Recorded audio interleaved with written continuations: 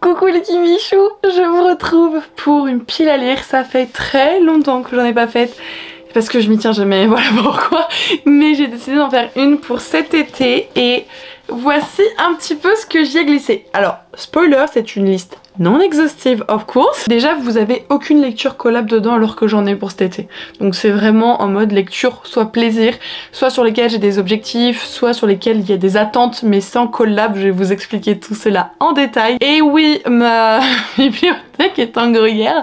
Je vous tourne une vidéo à ce propos, donc ne soyez pas choqués pour le moment, les choses vont changer, c'est tout ce que je peux vous dire. J'ai donc sélectionné 8 titres, on est déjà mi-juillet, sa fille a une allure catastrophique. Et le premier, je crois qu'on commence par celui sur lequel vous êtes en mode genre vas-y Kimi, montre-le nous, tu dois nous le montrer, on se souvient, ok, on est la team Twitch, on est les champipi, on est au courant. T'es censé lire Le sang et la cendre de Jennifer Ellermann-Schwartz.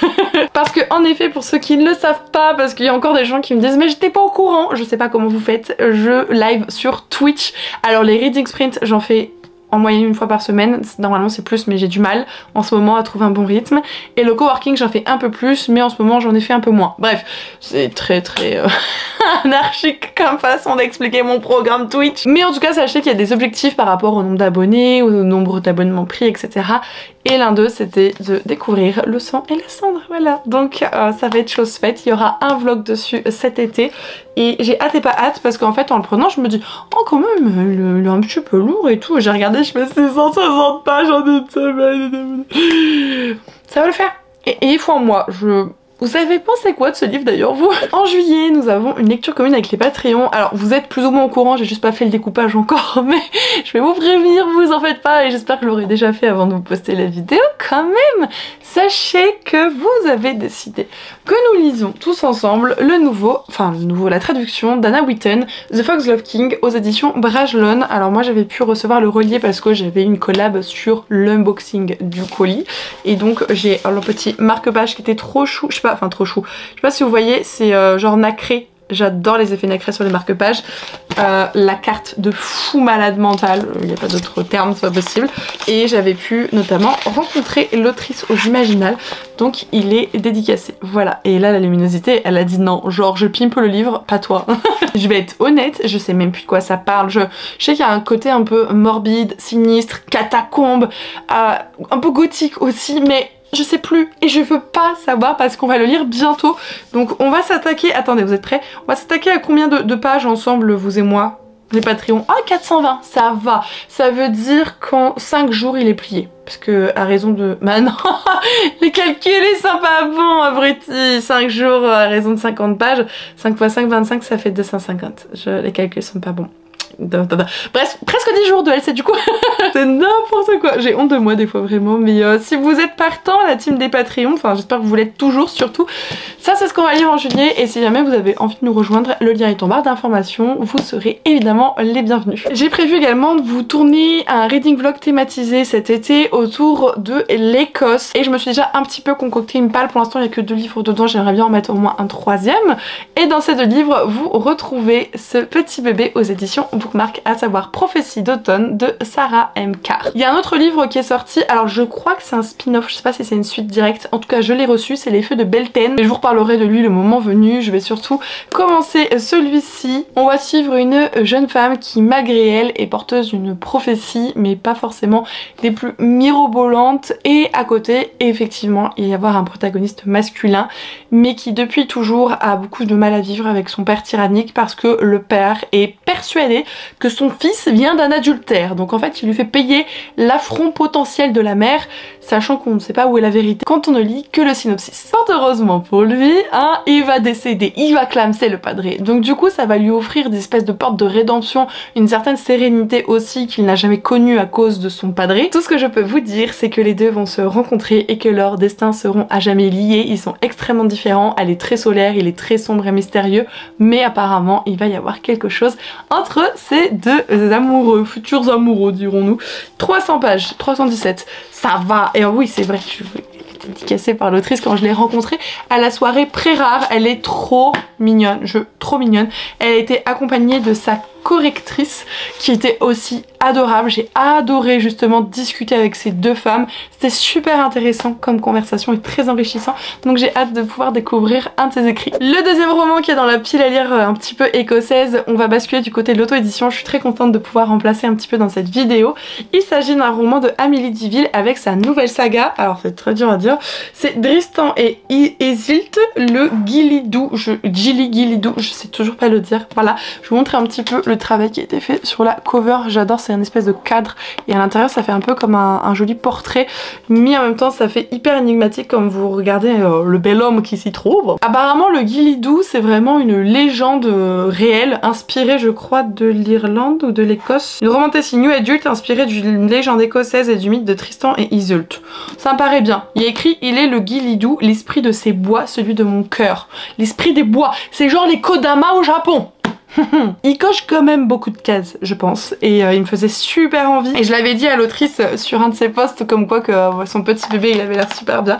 Je m'a dit bah écoute, si tu veux je te l'envoie et tout. Donc elle me l'avait fait signer et je lui ai dit bah y a pas de problème. Alors normalement ça devait être en mai qu'il devait sortir le vlog Écosse. Le calcul n'est pas bon hein, mais je vais le lire et j'ai hâte de vous en parler. Il fait un peu plus de 400 pages. Donc ouais, il faudra que le troisième il soit pas trop gros pour ce fameux vlog du coup. Et là ça va être assez fun parce que si jamais vous regardez mes vidéos bookmail, ça clairement c'est un arrivage bookmail. C'est genre tout ce que j'ai eu en une journée dans le bookmail, ça passe dans ma pile à lire d'été. Tout d'abord je me suis pris le nouveau bébé de Nora Leigh, Les larmes de Asphodel aux éditions Hurlevent, réécriture mythologique d'Orphée, Eurydice, mythologie, Nora Leigh, voilà genre. Les calculs sont bons, j'ai clamsé, c'est tout. Et en fait je me dis, j'ai deux autres bébés de Nora qui sont vraiment pas gros. Et est-ce que ça vaudrait pas le coup de se faire un petit vlog sur Nora? Je sais pas si ça vous intéresserait un vlog sur Nora, mais j'ai déjà lu un de ses écrits aux éditions Hurlevent. Tellement pépite, tellement coup de cœur, je le recommande très souvent, c'est Descendre sur tes mains. Et donc je me suis dit peut-être que ça pourrait être intéressant. N'hésitez pas à me dire en commentaire ce que vous pensez de ce potentiel projet de vidéo à venir cet été. Dans tous les cas, si j'ai envie de le faire mais qu'il n'y a pas beaucoup de personnes qui sont chaud patates, évidemment je suivrai mes envies, c'est mon métier.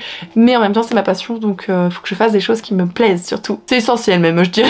Les éditions Hauteville m'ont fait parvenir plusieurs bébés et l'un d'entre eux c'est celui-ci. Alors on sort carrément de ma zone de confort. Et une mouche énorme. Pas parce qu'on dit été qu'il faut que tu te ramènes hein. Il est donc question d'un été au Café des Cornouailles de Philippe Ashley aux éditions Hauteville. On va suivre du coup une romance dont finalement on ne pensait vraiment pas qu'elle allait avoir cette issue parce que les deux sont très différents. Entre une jeune femme qui travaille dans un café et un jeune homme qui arrive ici pour les vacances et en fait ils vont retaper un ancien village de vacances ensemble et forcément les vacances ça dure qu'un temps et quand les vacances seront terminées la jeune femme va devoir prendre une décision apparemment cruciale. Alors je suppose que c'est un lien entre rester ici ou pas, le revoir lui, je sais pas trop. Mais en tout cas Lydie de chez Brage Jaune était hyper emballée par ce titre, elle a voulu me le proposer donc je lui fais confiance, on verra ça. J'espère que ça pourra me correspondre, ça me fera aussi du bien de trouver des choses qui diffèrent un petit peu de ce que j'ai l'habitude de lire parce que c'est aussi intéressant de voguer vers d'autres horizons, mais pas n'importe quels horizons non plus, il faut qu'ils peuvent nous correspondre. Vous voyez ce que je veux dire? Et là pour le coup il va y avoir un vlog sur ces deux titres, c'est sûr et certain. C'est une autrice de romance bien particulière que je n'ai encore jamais lue, dont vous me recommandez sans cesse ces titres. Alors surtout un titre qui n'est pas dans cette sélection, je vous explique pourquoi. Tout simplement parce que j'ai proposé le projet à la maison d'édition, alors c'est pas comme je vous ai dit, hein, ça n'est pas du tout de collab dans tout ça.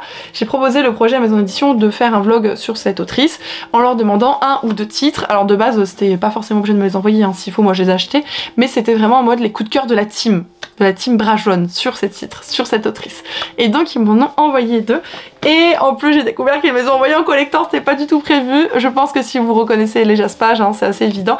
Effectivement, nous sommes sur Ali Hazelwood. Je vais donc lire tout d'abord Love on the Brain. On est sur une petite beauté, voilà. C'est assez kiki, j'ai pas du tout l'habitude. Genre ça fait vraiment jaspage tout mimi. Voilà, on va voir ce que ça va donner. Ce qu'il faut savoir sur cette autrice, sa particularité, c'est qu'elle fait des romances plutôt autour de milieux scientifiques. Je ne sais pas si vous le savez, j'ai fait des études de sciences et du coup ça m'intrigue assez. Celui-ci on a un rapport avec la NASA et l'autre je sais pas. Ah oui, et l'autre c'est avec le MIT, bah l'autre c'est celui-là. C'est Love Theoretically.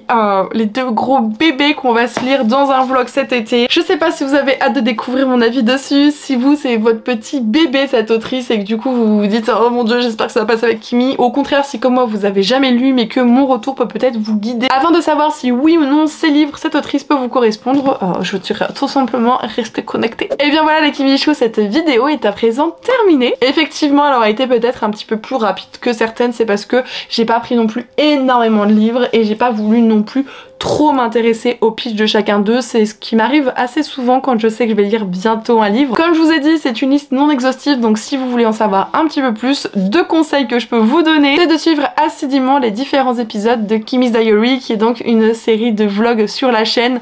Pas forcément pour cet été, certains l'ont compris comme tel, mais je vous redirai tout ça. En tout cas, pour faire simple, c'est une série de vlogs vraiment chill où je vais vous parler des soldes, je vais vous parler des jeux de ma fille, je vais vous parler du beau temps, enfin pas du beau temps, mais vraiment je vais vous faire entrer plus dans ma vie et me confier aussi à vous sur beaucoup de choses. Donc c'est vraiment plus intrusif, mais c'est voulu, hein, vous en faites pas, intrusif qu'un reading vlog classique. C'est pour ça qu'ils sont appelés littéralement du coup le journal de Kimi, un peu comme mon carnet secret. Et sinon évidemment c'est de me suivre sur Instagram parce que je vous fais des updates tous les jours en story, que je vous poste quasiment derrière également mes chroniques en feed sur Insta, ça évite d'attendre les updates lecture sur YouTube. Je vous fais des gros bisous, surtout prenez soin de vous et on se retrouve dimanche du coup pour un nouveau Kimi's Diary.